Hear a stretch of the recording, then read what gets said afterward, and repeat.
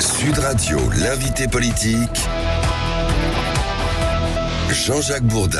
Bonjour à toutes et à tous. Vous voulez savoir, alors parlons vrai ce matin avec Olivier Faure, premier secrétaire du Parti Socialiste. Olivier Faure, bonjour. Bonjour à vous, Jean-Jacques Bourdin. Merci d'être avec nous. Dimanche, élection européenne, dans 5 jours maintenant. Sondage quotidien IFOP fiducial pour le Figaro LCI Sud Radio. Jordan Bardella, 33,5, Valérie Hayé, 15,5, Glucksmann, 14, Aubry, 7,5, François-Xavier Bellamy, 7, Marie Toussaint, Marion Maréchal, 6. Vous talonnez Valérie Hayé.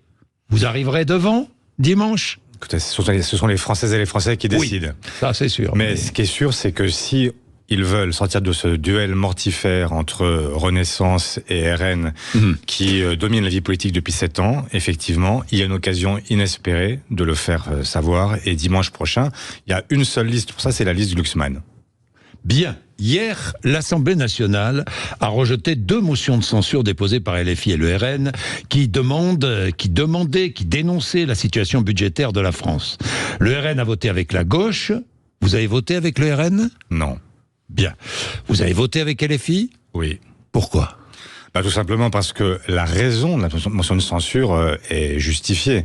On a là un gouvernement qui a fait passer son budget au 49.3 et qui maintenant, alors même qu'il provoque de nouvelles coupes budgétaires, 10 milliards, ne repasse pas devant le Parlement pour le faire valider. Parce que ce gouvernement a fait un choix, celui d'éviter la décision démocratique parlementaire. Et donc, il y avait une nécessité, effectivement, à un moment de dire, et ça ne peut pas se passer comme ça. Et comme il n'y a que 2 groupes d'opposition qui sont en mesure de déposer seuls une motion de censure, les Républicains aussi peuvent le faire, mais enfin qui ont le nombre suffisant de parlementaires pour le faire, c'est LFI et le RN qui ont déposé, et nous avons effectivement voté. Vous avez voté avec LFI, et pourtant, Raphaël Glucksmann affirme, et a encore répété avant-hier, qu'il est en rupture totale avec LFI.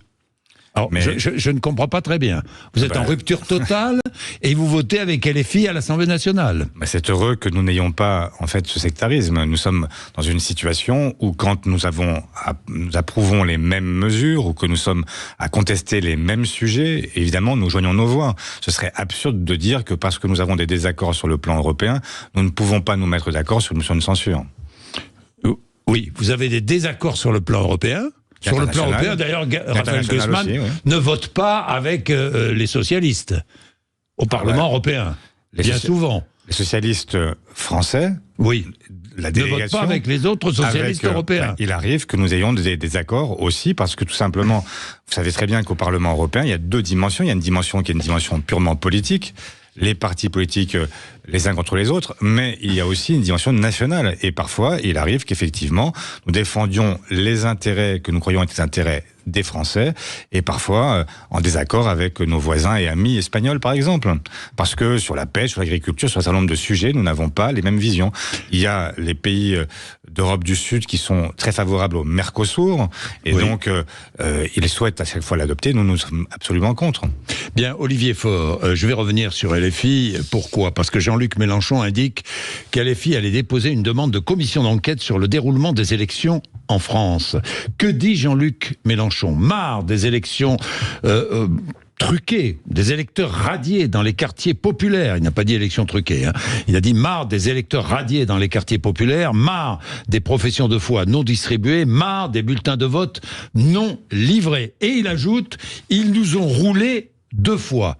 Ça veut dire quoi ? Sous-entendu, les élections ont été volées en 2017 et 2022 ? Les élections de 2017 et 2022 n'ont pas été volées, Jean-Jacques Bourdin. Elles ont été réalisées dans des conditions que personne ne peut contester. On a le droit de s'interroger sur l'organisation d'un scrutin. Et il aurait pu le faire. Ce qui est dramatique, c'est de laisser penser, effectivement, que ce serait une manipulation et que ce serait une manipulation dirigée contre le seul parti de la France Insoumise, ce qui n'a aucun sens. Et c'est à nouveau un dérapage qui est incompréhensible, parce que nous devons toutes et tous ensemble défendre la démocratie. Si on commence à expliquer qu'il y a un problème démocratique et que ces élections sont truquées et que nous sommes dans une situation où un parti en particulier est visé, Alors comment allons-nous attirer les Françaises et les Français aux urnes en leur disant que de toute façon tout est joué, que c'est déjà terminé, que les urnes sont déjà remplies? Mais dans ces cas-là, pourquoi se déplacer? Et on crée de la défiance vis-à-vis de ce qui est quand même une exception dans le monde. Nous sommes dans un des rares pays, malheureusement, à pouvoir voter librement, à pouvoir exprimer un choix. Et ce jour-là, que l'on soit journaliste, homme politique, milliardaire ou au contraire chômeur, eh bien, nous avons tous le même pouvoir. Et donc, c'est essentiel de le rappeler en permanence et de ne pas laisser peser le moindre doute sur une élection qui est une élection capitale. Est-ce que Jean-Luc Mélenchon ressemble de plus en plus à Donald Trump? Je ne dirais pas Trump, parce que Trump, en réalité, est plutôt de droite extrême, quand Jean-Luc Mélenchon est de la gauche radicale. Mais il y a évidemment un problème, c'est que vous avez des gens qui, de part et d'autre de l'échiquier politique, aujourd'hui, jouent avec les allumettes. Dans le complotisme, dans un genre de complotisme, se croyant persécutés, croyant que son parti est persécuté, est-ce qu'il ne se rapproche pas du complotisme? Je ne sais pas si il se croit persécuté. Je pense que anticipant d'éventuels résultats qui ne seraient pas ceux auxquels il aspire, il est déjà en train de préparer un argumentaire pour dire que, au fond, ce serait tout simplement parce que il y a eu à tel ou tel endroit des professions de foi qui ne seraient pas arrivées, des bulletins pas distribués, etc. C'est absurde.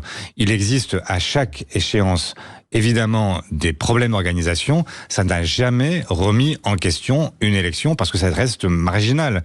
Et donc c'est à cela qu'il faut en tenir. Et cet argumentaire-là est un argumentaire qui n'est pas un argumentaire qui ressemble. C'est l'argumentaire de Donald Trump. Jean-Luc Mélenchon est un homme de gauche, d'extrême gauche, un trumpisme de gauche. Je sais pas Ce sont les mêmes méthodes ou pas, Olivier Faure? C'est la même contestation, a priori ou a posteriori, d'un scrutin. Oui. Et moi, ce que je dis, ce que je répète devant vous, c'est que laisser penser qu'il existe le moindre doute sur une élection démocratique en France, c'est effectivement une dérive dangereuse, parce que ça laisse penser aux Français que nous ne serions plus en démocratie et que les jeux seraient truqués. Les jeux ne sont pas truqués et on peut regretter les résultats. Et j'ai regretté que ce soit Emmanuel Macron qui l'emporte à 2 reprises pour les 2 derniers scrutins présidentiels. Ça ne m'a pas empêché de reconnaître sa légitimité. Vous avez voté pour lui d'ailleurs? J'ai voté pour lui au 2e tour parce que je ne voulais pas de Marine Le Pen. Ça, je l'ai fait sans aucune adhésion à son projet. Ben, si demain matin, c'est compliqué aujourd'hui, mais on en parlera le moment venu, parce que ce que je crois, c'est que ce que va montrer l'élection européenne... Vous hésiteriez aujourd'hui? Mais ce que va montrer l'élection européenne, Jean-Jacques Bourdin, c'est quoi? C'est que vous avez, d'une part, une extrême droite qui n'est plus seulement aux portes du pouvoir, qui a déjà mis un pied dans la porte. Et vous avez des libéraux, Emmanuel Macron et les siens, qui ne sont plus en mesure d'être un barrage. Les seuls en mesure d'être un barrage aujourd'hui, c'est la gauche. C'est ce que va montrer le scrutin, à la condition qu'on ait une gauche qui ne soit pas une gauche qui se marginalise d'elle-même, mais une gauche qui est une gauche démocratique, une gauche européenne, une gauche sociale, une gauche écologique, une gauche féministe. J'y reviens, Olivier Faure, mais j'en termine avec Jean-Luc Mélenchon. Il a aussi dit « l'antisémitisme reste résiduel en France ». Est-ce que l'antisémitisme reste résiduel en France? Mais j'ai réagi immédiatement parce que... J'ai vu. C'était une note de blog, donc ce n'est pas une parole qu'on prononce de manière parfois inconsidérée, rapide, dans une interview. C'est pensé, c'est relu. Et donc j'étais extrêmement heurté. À quoi cela sert-il d'expliquer que l'antisémitisme serait résiduel alors que tout montre le contraire? Tout montre qu'il y a au contraire une explosion de l'antisémitisme dans notre pays. Pourquoi dire cela? Et la question, c'est effectivement pourquoi? Pourquoi chaque fois jouer avec la ligne jaune, chercher en permanence à, y compris, je lis son blog en entier et je vois que pour lui, la lutte contre l'antisémitisme serait une espèce de rayon paralysant qui empêcherait les gens de défendre la cause palestinienne. Mais moi, je suis à la fois profondément heurté par tout acte antisémite et j'ai manifesté contre l'antisémitisme et en même temps, depuis le premier jour, je me bats contre la punition collective qui est infligée aux Palestiniens, et je souhaite la reconnaissance d'un État palestinien à côté d'un État israélien qui vivrait en sécurité. Et donc l'un et l'autre sont possibles, et l'un et l'autre même sont la condition d'une paix durable. On ne peut pas avoir une forme d'hémiplégie politique, et donc effectivement c'est des paroles que je ne comprends pas et qui pour moi sont inexplicables et qui malheureusement donne le sentiment là aussi d'une forme de dérive incompréhensible de la part de Jean-Luc Mélenchon. Bien, Olivier Faure, le président de la République, Emmanuel Macron, va s'exprimer jeudi soir sur les chaînes de télévision TF1, France 2, dans les 20h. Il va parler Europe, il va parler commémoration, 83e anniversaire du débarquement en Normandie, il va parler de la guerre en Ukraine, il va parler de la situation au Proche-Orient. Et s'il annonçait jeudi soir que la France reconnaissait un État palestinien, vous applaudiriez ? Oui. Oui, en fait, je le réclame parce que je pense, comme Raphaël Glucksmann, comme Pedro Sanchez, le Premier ministre espagnol, qui est celui qui a lancé les opérations en Europe, je pense qu'aujourd'hui, comme préalable à toute discussion, il faut que le monde entier fasse pression sur Netanyahou pour lui dire « maintenant, c'est l'heure ». Il faut que, d'un mal, le conflit entre les Palestiniens du Hamas, entre le Hamas et Israël, eh bien, il faut qu'à un moment, il sorte quelque chose de positif. Et le positif, c'est une paix durable. Cette paix durable n'est possible qu'à la condition d'une solution à deux États. Oui, un État palestinien dirigé par qui ? Mais c'est pas par le Hamas ? Mais c'est pas vous qui en déciderez, ni moi.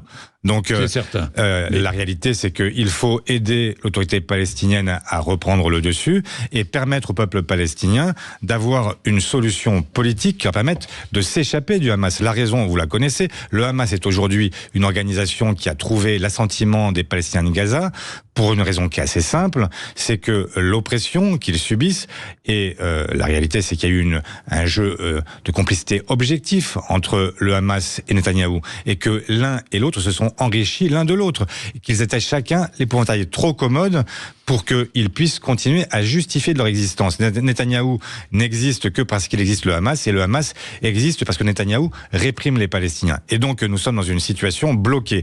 Il faut la débloquer. Pour la débloquer, il faut d'abord reconnaître un État palestinien, engager une négociation, faire en sorte d'avoir des frontières sûres pour les uns et les autres, et permettre à la fois donc le désarmement du Hamas et permettre donc la sécurité d'Israël et un État palestinien garanti. Est-ce qu'Emmanuel Macron s'exprime trop ? Est-ce que vous contestez cette prise de parole de jeudi soir ? Oui, je la conteste. J'ai écrit à l'Arcom, comme d'autres, parce que, tout simplement, on a... Il est président de la République, il y a des commémorations du 80e anniversaire du débarquement, il y a une guerre entre l'Ukraine et la Russie, il y a des développements récents avec le plan de paix Biden au Proche-Orient. N'a-t-il pas le devoir de s'exprimer ? Il aurait pu s'exprimer lundi. Il aurait pu s'exprimer mardi, il aurait pu le faire à un moment où toutes les oppositions ont la possibilité de lui répondre. Là, il le fait le jeudi soir, à un moment où il sait très bien que la campagne s'arrête le vendredi et que nous n'avons plus aucune possibilité de lui répondre. Et donc, qu'il est dans une situation de monopole de la parole, ce qui est absolument contestable. Moi, je ne conteste pas au chef de l'État le droit de parler, évidemment, il a le droit de parler, mais le faire dans ces conditions-là, y compris pour le journaliste que vous êtes. Pourquoi diable n'accepte-t-il pas une interview ? Là, il va faire un exposé ex cathedra, il va dire je vous parle françaises et français, voilà ma vérité. Il va répondre aux questions des deux présentateurs des journaux, mais bon. J'espère qu'il répondra, mais enfin, moi j'aurais aimé que ce soit quelque chose qui soit véritablement un moment démocratique, un moment puissant. Il aurait pu aussi faire de ces commémorations du 80e anniversaire de la libération et du débarquement, il aurait pu en faire un événement qui était un événement où il invite l'ensemble des forces politiques à partager avec lui cet événement. Ça n'est pas le privilège d'Emmanuel Macron, et ça n'est pas, d'ailleurs, quelle est en fait la légitimité historique qu'il a. Il est le descendant, effectivement, de tous les présidents qui l'ont précédé, mais les forces politiques du Parti Socialiste au Parti Communiste, en passant par les gaullistes, tous ces gens-là auraient eu leur place dans les commémorations. Je crois que nous n'avons malheureusement un président qui cherche à s'accaparer des événements parce qu'il cherche à provoquer ce qu'on appelle l'effet drapeau, et que dans la foulée de ces commémorations, les Français se disent quand même le président, il préside bien, et puis il a bien parlé, et puis voilà, on est fiers, et donc on va voter pour sa liste. C'est quand même grossier. Alors si sa liste, la liste qu'il soutient, la liste de Valérie Hayé est largement battue dimanche, quelles devraient être les conséquences politiques selon vous ? Marine Le Pen demande une dissolution de l'Assemblée nationale. Elle est invitée demain matin, je pense qu'elle va lancer un appel à la dissolution de l'Assemblée nationale. Que dites-vous ? La dissolution appartient au chef de l'État et c'est une des possibilités. Et ça ne peut pas être exclu. On va être dans une situation... Vous demandez la dissolution ? Non, je n'ai pas dit ça. Je dis simplement que... Non, mais je vous demande. Oui, alors pour l'instant, j'attends de voir les résultats. Mais imaginons que les sondages disent vrai et qu'on ait un parti présidentiel qui soit à moins de la moitié que l'extrême droite. Une extrême droite qui n'aura jamais été historiquement aussi haute que depuis Emmanuel Macron, alors qu'il a été élu à 2 reprises pour lui faire barrage. Il y a quand même un problème. Il y a quand même un sujet.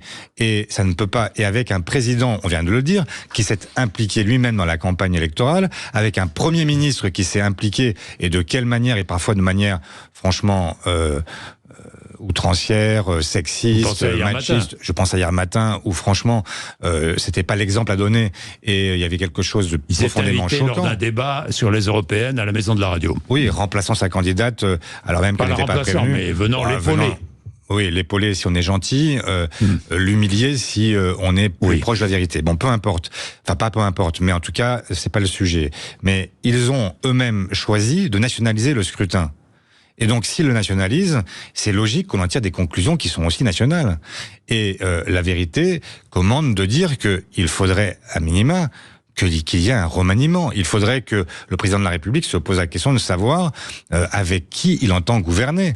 Et si sa politique est une politique de droite, comme on le voit depuis maintenant 7 ans, la logique voudrait qu'il fasse un appel aux Républicains et qu'il leur dise « Venez conforter ma majorité ». Je le dis, je n'ai aucun intérêt. Vous pourriez faire partie d'une coalition d'une coalition je parlais qui gouvernerait... des Républicains, non pas au sens des Républicains, au sens générique du terme, je parlais des Républicains. Vous parlez de vous ou parlez non, je parlais de Ciotti, bon. Et là, dire, effectivement... Mais vous, non, il n'en serait pas question. Moi, pour mener une politique de droite, non merci, je n'en serai jamais. Donc, s'il veut mener une politique, s'il veut mener la politique qui entend mener sur l'assurance chômage, 3e réforme de l'assurance chômage, où on va à la fois pénaliser les jeunes qui rentrent dans la vie active et pénaliser les seniors.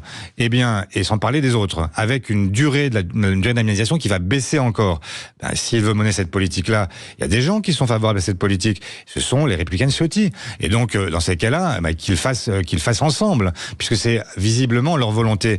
Mais ils en tirent une conclusion et qu'ils cherchent une majorité. On ne peut pas gouverner très longtemps avec un parti politique qui pèse 15% des voix en France. Bien, Olivier Faure, Claudia Sheinbaum, élue présidente du Mexique, nouvelle présidente du Mexique, élue hier, femme de gauche à la tête d'un pays gangréné par le narcotrafic, un pays où les Nations Unies décomptent une dizaine de féminicides par jour. Elle a été maire de Mexico. Son slogan, les pauvres d'abord. Maire de Mexico de 2018 à 2023. Elle a réduit l'insécurité. Comment ? Plus et mieux de police, de renseignement, des enquêtes et de la coordination. Une femme de gauche, de confession juive à la tête d'un très grand pays, ça doit inspirer, j'imagine, la gauche française. Mais quelle gauche ? Quelle gauche ? En dehors de Jean-Luc Mélenchon, parce que vous l'excluez totalement de tout futur à gauche. On est bien d'accord, hein, Olivier Faure, on est bien d'accord. Alors qui pour conduire ? François Hollande ? Mais écoutez, vous avez là un magnifique profil, hein, en fait... Mais François Hollande ? Non, je parlais en fait de la maire de Mexico devenue présidente. Oui. Et elle est mexicaine. Donc, moi, ce que ça m'inspire d'abord le fait que quand on mène une politique de gauche, vraiment de gauche, on peut être réélu. De gauche et sur le plan de la sécurité, très autoritaire. Hein. Absolument. La sécurité, ça n'est pas en fait un gros mot. Et j'étais il y a quelques jours à peine, parce que j'ai fait campagne aussi outre-mer, et j'étais chez nos compatriotes, notamment de Martinique et de Guadeloupe, qui sont aujourd'hui la place d'un narcotrafic qui est importé d'Amérique latine, et qui sont très inquiets.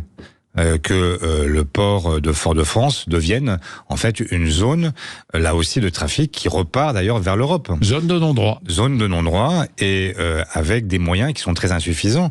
Et bien sûr que je ne vois pas en quoi la gauche devrait être l'allié du narcotrafic. Je ne vois pas en quoi nous devrions plier face à des gens qui organisent la destruction de notre jeunesse, qui organisent en fait tout simplement l'insécurité générale. Et donc oui, il faut une fermeté absolue face à ces gens qui sont en fait des criminels et des criminels très dangereux. Donc oui, bien sûr, moi je souhaite une gauche déterminée, une gauche qui fait la guerre au narcotrafic. Mais je ne vois pas pourquoi vous voulez m'imposer. Mais je veux pas vous l'imposer. C'est lui peut-être qui veut s'imposer. Ah, je ne veux pas vous l'imposer. Moi je n'impose rien du tout. Mais je vous pose la question parce qu'il est très présent, il s'exprime beaucoup. Ah oui, je vois ça. Vous avez vu ça? Oui, je vois. Est-ce qu'il pourrait être l'homme de la situation? Oui ou non? Mais moi, je vois une campagne qui est menée par Raphaël Glucksmann, qui rencontre un écho certain. Et cette campagne, c'est celle de Raphaël Glucksmann. Et toutes celles et ceux qui chercheraient à un moment à venir expliquer que finalement, cette campagne, c'est la leur, que ce résultat, c'est le leur, eh bien, sont plutôt très contre-productifs. Si j'ai bien compris, François Hollande voudrait tondre la laine sur le dos de Raphaël Glucksmann. La campagne de Raphaël Glucksmann appartient à Raphaël Glucksmann, appartient aux socialistes et appartient à celles et ceux qui vont voter pour lui le 9 juin. Voilà. Et donc c'est l'homme de la situation s'il réussit un bon score, Glucksmann. Mais Raphaël Glucksmann est-ce qu'ensuite c'est l'homme capable de réunir toute la gauche, non Mélenchon? Mais ça, c'est la gauche qui le dira. Moi, je ne parle au nom de personne. Mais ce que je dis simplement, c'est que bien sûr qu'il est une partie de la solution. Personne ne pourra dire que quelqu'un qui a été l'auteur d'un résultat qui est un résultat qui paraissait encore inespéré il y a un an et demi, eh bien... Surtout après 4% à la présidentielle. Qu'on puisse l'écarter. Qu'est-ce que je dis? Même pas 4%, non, j'ai dit 1%, et quelques pourcents. Et donc, personne ne pourra l'écarter. Et je pense qu'il doit continuer à jouer un rôle dans la vie politique française. C'est lui qui déterminera la nature de ce rôle, mais évidemment qu'il faudra compter avec lui. C'est votre chef de file. Mais pour 2027. Vous voulez vraiment parler de 2027? Moi, je souhaite parler d'un scrutin qui est un scrutin européen. Mais parce que tout le monde pense à 2027. Mais tout le monde pense. Mais vous aurez remarqué vous aussi. Il y en a un. Oui, mais moi j'y pense peut-être, mais il y en a un qui aujourd'hui est concentré uniquement sur le scrutin européen, c'est Raphaël Glucksmann. Vous avez noté que, y compris, alors que tout le monde parle d'autre chose, tout le monde a fini par changer de registre et ne parle plus d'Europe, il est le seul à avoir un discours qui est resté un discours européen. Parce qu'il a une conviction profonde. Et moi, ce qui me plaît chez Raphaël Glucksmann, c'est ça.